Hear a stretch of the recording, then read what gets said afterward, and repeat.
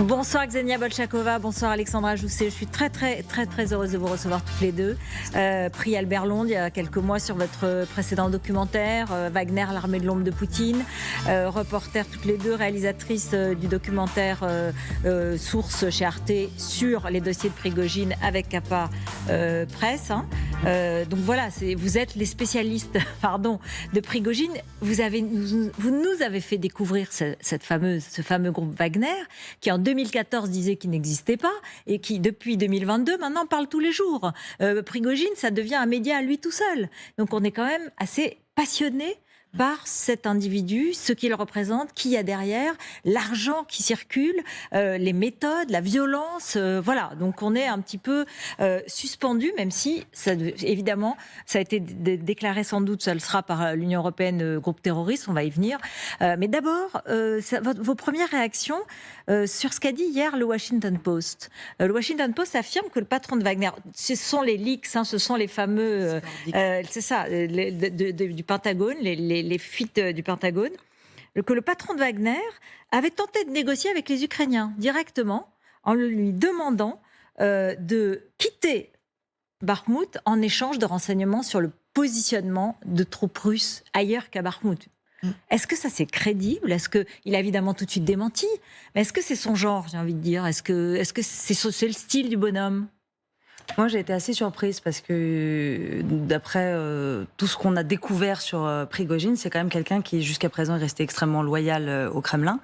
C'est quelqu'un qui n'aime pas la trahison. Et d'ailleurs, tous les mercenaires qui ont trahi son groupe ou qui ont déserté son groupe ont connu une fin plutôt tragique. On se souvient de l'exécution d'un des combattants qui avait déserté la force et qui s'est retrouvé avec la tête collée sur un parpaing et explosé à coups de masse. Donc il y a quand même cette notion de trahir, c'est pas bien au sein du groupe Wagner. Au-delà de ça, là où ça paraît crédible, c'est qu'effectivement, il y a des contacts entre les combattants sur le terrain côté russe, que ce soit des hommes de Wagner ou des hommes de l'armée régulière, avec l'armée ukrainienne et les renseignements militaires ukrainiens, tout simplement parce que quasiment quotidiennement, il y a des échanges de prisonniers, il y a des échanges de corps. Donc le fait que des contacts aient pu avoir lieu, cette partie-là, moi, me paraît assez crédible. D'ailleurs, c'est intéressant de voir que ni les Russes, côté Dimitri Peskov, ni les Ukrainiens n'ont d'ailleurs souhaité commenter ou nier ces affirmations. Donc, c'est-à-dire qu'en fait, finalement, c'est comme si tout le monde savait. On ne sait pas s'il y a... Nous, on est très surpris, mais j'ai l'impression que ce que tout le monde souligne, c'est quand même en temps de guerre, les belligérants se parlent. Oui, c'est ça. C'est juste que, d'ailleurs, ce qui était intéressant, c'est que je ne sais plus si c'est les Ukrainiens ou les Russes qui disaient, mais en fait, ça n'a jamais été fait pour que ça soit vu. Mais en fait, tout le monde le sait. Oui, alors les leaks, les fuites du Pentagone disent qu'il y a eu des appels téléphoniques, mais aussi des rencontres physiques. Et là, et notamment en Afrique, et là, il le dément, Prigojine, en disant qu'il n'est pas retourné en Afrique depuis 1 an. Bon, c'est à vérifier, évidemment. Et est-ce que vous savez s'il est retourné, Non, il est sur le terrain, c'est ça qui est étonnant. Tout comme ça que pendant des années, Evgeny Prigojine a nié être à la tête de Wagner. Il aurait pu très bien inventer ne pas être allé dans un pays africain. Il aurait très bien pu y aller. On sait qu'il y a été. On a eu plusieurs renseignements qui nous indiquaient comment est-ce qu'il voyageait. Il voyageait dans les avions République russe et il se rendait très régulièrement sur le terrain, voir ses troupes avec Dimitri Utkin, qui est le commandant en chef de Wagner. Et on sait, en tout cas jusqu'au début de l'offensive ukrainienne, qu'il se rendait très régulièrement en Afrique. Donc, c'est là qu'il a son argent, c'est là qu'il a des minerais, c'est là qu'il a des hommes, c'est là que c'est son trésor de guerre, non? C'est là, c'est en Afrique. C'est surtout, je pense, le pivot de toutes ces compagnies. C'est-à-dire qu'il fournit des services de sécurité à certains États africains. Il y a l'exploitation de ressources dans beaucoup d'États. Il y a les fameuses fermatrolles. C'est-à-dire que tous les 3 piliers de la force Wagner, que vous avez schématise comme ça en disant combattre, s'enrichir, désinformer. Donc ces 3 axes, cette hydre à 3 têtes qu'est Wagner et qu'est que sont les structures de Prigojine. Eh bien, c'est surtout en Afrique qu'elles ont été déployées. Et puis surtout, c'est là aussi où il est utile encore à Vladimir Poutine. Bien sûr. C'est-à-dire que l'Afrique, c'est un objectif stratégique de la Russie. Depuis le sommet de Sochi 2019, on sait que Vladimir Poutine veut réintégrer de manière puissante, réintégrer fortement le continent africain. Et celui qui fait et qui effectue cette tâche, c'est Evgeny Prigojine. C'est lui qui était en Centrafrique, en Libye, au Mali, au Burkina potentiellement. On voit qu'il y en a maintenant, d'après des renseignements très récents, récents qu'on a vus qui sont maintenant dans le sud du Mali, près de la frontière du Sénégal. Je veux dire, ils sont au Soudan avec Emeti, enfin ils avaient des contacts avec Emeti. Il y a eu cette volonté d'aller au Tchad. Ils ont des contacts avec le frère du président tchadien et on sait qu'ils voulaient servir du nord de la Centrafrique comme base et que encore aujourd'hui ils travaillent depuis le nord de la Centrafrique pour essayer d'aller jusqu'au Tchad. Donc et en Érythrée aussi. Enfin, non, voilà, mais ça c'est très intéressant. Ça veut dire que finalement, malgré les insultes qu'il profère, mais pas quotidiennement, mais 10 fois par jour, contre l'armée russe, finalement, Poutine a encore besoin de lui et ça explique qu'il ne soit pas assassiné par les hommes de Poutine. Enfin, je veux dire qu'ils ont un rapport encore d'allégeance. Mais il faut voir que les insultes sont vers le ministère de la Défense, vers le ministre de la Défense. C'est pas vers Poutine. Non. Il fait quand même attention à qui il insulte. Il y a eu la fameuse petite sortie sur le petit vieux. Le grand-père. On va l'écouter, on va l'écouter si Quentin Briand peut nous le donner. Voilà, écoutez, c'est cette petite phrase où il parle du grand-père. И вместо того, чтобы потратить снаряд, убить противника, сохранить жизнь нашего солдата, убивают наших солдат, а счастливый дедушка думает, что ему хорошо. И что делать дальше стране, если он окажется прав, дай Бог всем здоровья. А вот что делать стране, что делать нашим детям, внукам, будущему России, и как выиграть войну, если вдруг случайно, я просто предполагаю, окажется, что этот дедушка законченный мудак. Bon, alors oui, il dit ce grand-père, enfin tout le monde a compris. Alors oui et non, parce que ce qui est intéressant, c'est qu'il a démenti avoir parlé de Vladimir Poutine quand même. Le lendemain, il dit, mais attendez, moi j'ai parlé d'un vieux grand-père grisonnant, ça peut être n'importe qui. Il dit, imaginons, ce qui est quand même, voilà. C'est quand même aussi le roi de la désinformation, faut pas l'oublier, Evgeny Prigojine. Il dit toujours ce double langage. Constant. Ouais. Donc c'est un jeu de poker, c'est un jeu de dupes, et puis c'est surtout, vous l'avez dit tout à l'heure, c'est un roi de la manip et c'est un roi de la désinformation. Au-delà de ses intérêts économiques en Afrique, au-delà de la guerre qu'il est en train de mener sur le front ukrainien, il a aussi un groupe de médias en Russie extrêmement puissant qui s'appelle Média Patriote. Il y a plus de 350 médias dans ce groupe. C'est des sites internet, ce sont des chaînes de télévision, ce sont des agences de presse. Aujourd'hui, ce qui est très populaire, notamment en Russie, auprès des Russes, c'est Telegram, le réseau social. Et tous les sites, toutes les chaînes Telegram de correspondants de guerre, eh bien, c'est des chaînes Telegram qui sont financées par qui ? Par M. Prigojine. Donc les correspondants de guerre les plus suivis aujourd'hui en Russie par un public jeune qui suit la guerre en direct, eh bien ce sont des chaînes financées par Prigojine qui sont les plus suivies aujourd'hui en Russie. Donc au-delà de sa propre communication, de la façon dont lui-même se met en avant, il y a aussi tout le narratif qui est construit autour de cette guerre qui est présenté comme juste, qui est nécessaire. Il recrute via ses chaînes Telegram. Oui, mais pardon, la chose aussi qui est frappante, c'est qu'il montre des choses, des images, il donne des chiffres, il raconte la réalité de la guerre. On va voir l'image où il est. Est-ce que c'est vraiment devant la réalité ? Ces cadavres. Alors, vous doutez, voilà, on peut le mettre en doute, mais en tout cas, c'est le chef du renseignement militaire ukrainien qui dit aujourd'hui dans une interview que 80% de ce que dit Prigojine est vrai. Bon, à prendre, à examiner, bien sûr. Mais on a le sentiment que, contrairement à l'armée russe qui fait une sorte de propagande sauvage en ne disant jamais rien de vrai, lui, il y a au moins une partie qui est vraie. Et notamment, il donne à voir la vraie guerre par ces images. Parce qu'il construit aussi son mythe. Evgeny Prigojine, c'est... On le dit souvent, mais je ne veux pas du tout le glorifier en disant ça, mais quand on dit que c'est un génie de la communication, c'est un génie de la communication. Ouais. Des groupes militaires privés en Russie, il y en avait plein, il y en avait d'autres. On en parlera peut-être plus tard, qui explique aussi sa rivalité avec le ministre de la Défense, M. Shoigu. Et celui qui a émergé, celui qui a réussi à faire créer une marque, c'est Evgeny Prigojine. On donne un exemple, mais qui est vraiment assez frappant. Quand il y a eu ce crime de guerre en Syrie atroce, avec les vidéos qui ont fuité sur les réseaux sociaux, sur Telegram et ailleurs, d'un déserteur de l'armée de Bachar el-Assad qui est assassiné à coups de masse. Dans les files, dans tous les leaks qu'on a réussi à récupérer, on a retrouvé les hommes qui étaient présents, qui ont été passés au détecteur de mensonges. Et on s'est dit, qu'est-ce qu'ils cherchent ? Qui a fait ce crime atroce? Non, il cherchait qui avait publié la vidéo. Ça voulait dire que la publication de la vidéo n'était pas intentionnelle. Mais qu'est-ce qui s'est passé derrière? Ils ont récupéré, comme ils ont vu que cette sauvagerie, finalement comme chez Daesh, cette sauvagerie, au lieu d'entraîner un dégoût, entraînait, attirait des gens chez eux.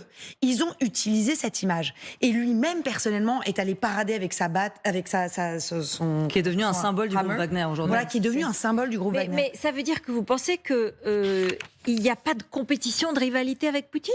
Il n'y a pas une forme de y compris d'ambition politique pour Prigojine? Ce qui était clair, c'est que sa sortie du placard, sa sortie de l'ombre, il s'agissait de survie politique à ce moment-là, parce que plusieurs clans rivaux qui sont autour de Vladimir Poutine se tiraient la bourre à ce moment-là.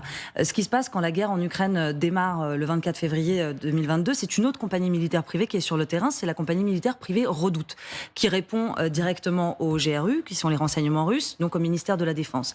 Au début, et donc au ministre Shoigu. Au début, Wagner est un peu écarté de ce terrain, et d'après une récente enquête qu'ont menée des confrères russes, de The Insider, ce n'est que le 19 mars que Wagner arrive sur le front ukrainien. Et lui-même le dit. Et lui-même le dit. Lui-même le dit dans sa vidéo. Il dit on est arrivé, on est allé chercher les gars d'Afrique pour les amener. Il donne les dates. Il donne les dates. Il explique tout ça. Mais et surtout, ce qui est intéressant, c'est qu'il y a une demande de la part du Kremlin et de Vladimir Poutine de faire intervenir Prigojine sur ce terrain, un terrain qu'il connaît puisque Wagner est né aussi dans le Donbass. Donc est-ce qu'il y a une rivalité entre les deux hommes? Il y a clairement une rivalité entre Evgeny Prigojine et Sergei Shoigu et Gerasimov au ministère de la Défense.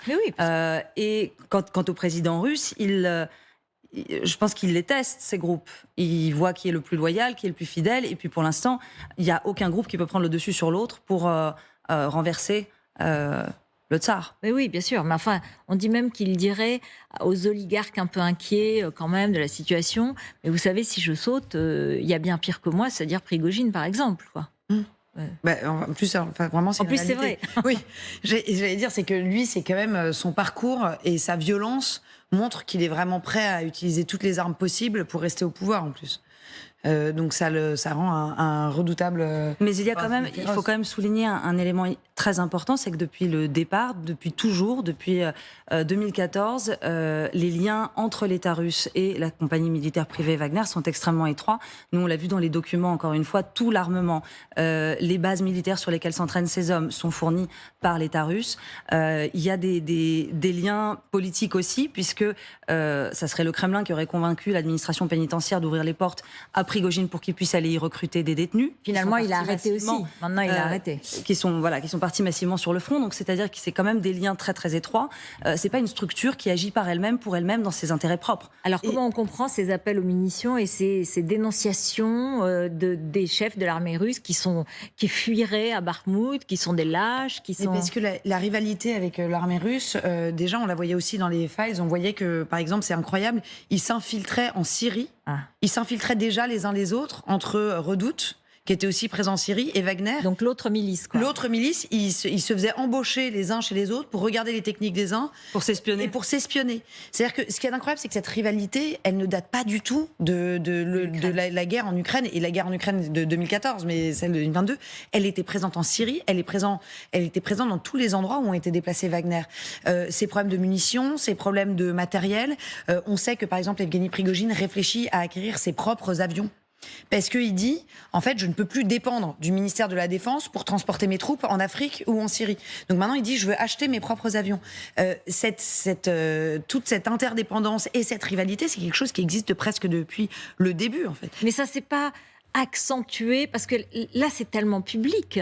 C'est internationalement public. C'est-à-dire que c'est même pas seulement en Russie. Déjà, c'est important, puisque c'est le public russe, mais là, c'est le monde entier qui assiste à ces insultes. On a rarement vu une armée en situation d'agression être critiquée, y compris par ses propres troupes ou par un de ses généraux, de façon aussi violente.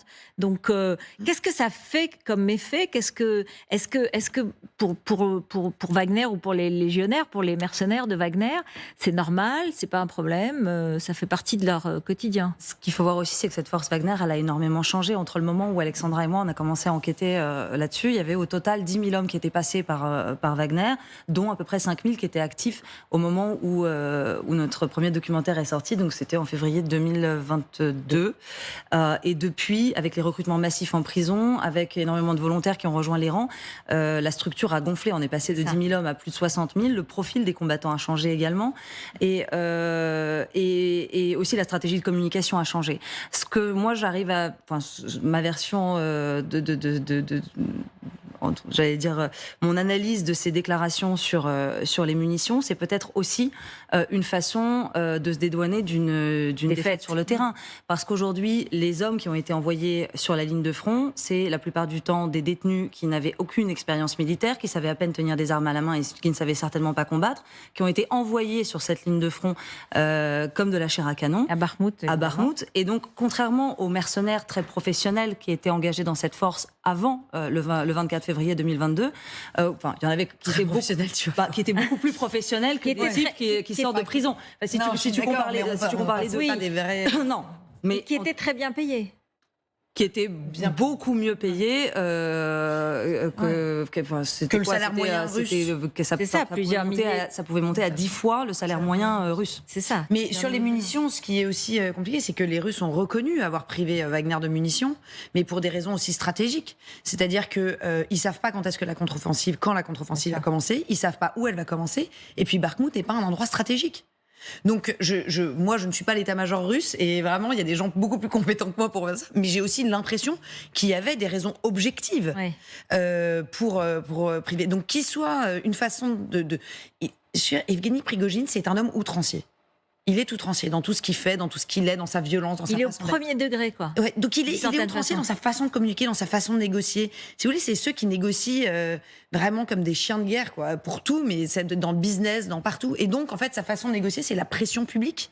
Et donc, il se dit que maintenant qu'il est connu, maintenant qu'il a compris le pouvoir qu'il avait sur les médias, il n'y a pas un jour où il ne publie pas sur sa chaîne Telegram des demandes d'interview du Washington Post, du New York Times, de tous les médias du monde entier.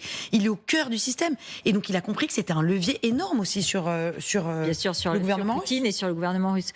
Il a perdu beaucoup d'hommes quand même. Est-ce qu'il a perdu de l'argent? C'est une guerre qui coûte quand même évidemment beaucoup aux Russes, beaucoup aux Ukrainiens, beaucoup aux Européens, aux Américains.